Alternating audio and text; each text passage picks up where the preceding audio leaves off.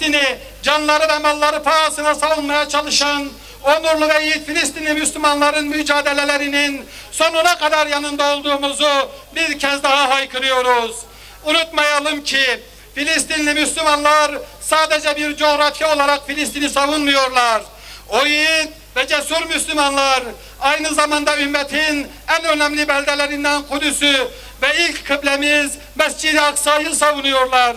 Bu nedenle Filistinli Müslümanlara borcumuz çok. Onları Müslümanlar adına yaptıkları haklı mücadelelerinde yalnız bırakamayız. Onları gerek maddi olarak yaptıkları haklı mücadelelerinde yalnız bırakamayız.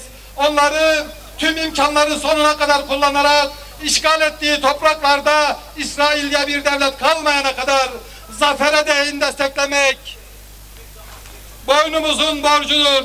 Bundan dolayı başta Türkiye olmak üzere tüm İslam dünyasını harekete geçmeye çağırıyor ve saldırıların durdurulması konusunda uluslararası bir baskı oluşturulmasını talep ediyoruz. Yaşasın ümmet dayanışması! Ümmet dayanışması!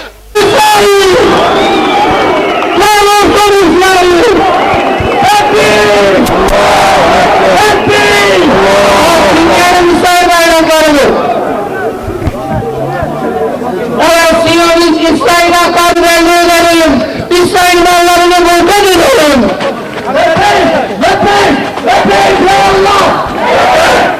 Senin vermediğini kimse veremez. Senin verdiğini de kimse engelleyemez. Allah'ın rahmet ve bereketini, fazıl ve keremini bize ve ümmeti Muhammed'e aç, yay üzerimize ya Rabbel Alemin. İmanı sevdir bize. Kalplerimizi imanla süsle. Küfür, isyan, ihlassızlık, riya ve tuğyandan nefret ettir bizi ya Rabbel Alemin. Ve din ve dünyamıza zararlı olan şeyleri bilenlerden, doğru yola erenlerden eyle bizi ya Rab.